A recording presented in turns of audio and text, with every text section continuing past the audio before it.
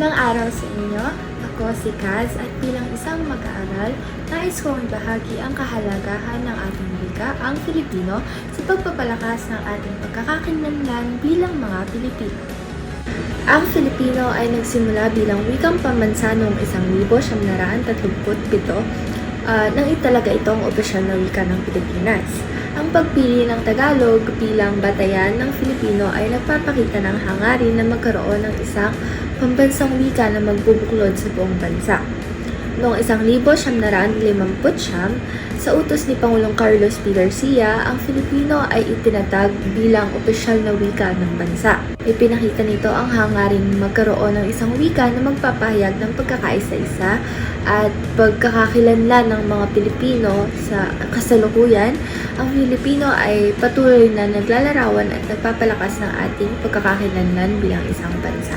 Ngayon, tapos na tayo sa kasaysayan ng wikang pambansa, nais kong magbahagi ng sariling pananaw tungkol sa wikang Filipino. Mahilig ako na maghanap o magsaliksik gamit ang iba't ibang plataforma ng mga sinaunang salita, yung luma at halos wala nang gumagamit sa panahon ngayon, o kaya naman ay hindi pamilyar sa atin sapagkat limitado lang ang bokabularyo natin sa naririnig natin sa pang-araw-araw na pag-uusap. Katulad ng salitang duyog, na ang ibig sabihin ay ang paglalaho ng buwan o eclipse in English. Kapag eclipse kasi ay iyon lang talagang ginagamit nating salita. Mayroon naman palang malalim na salita para dito.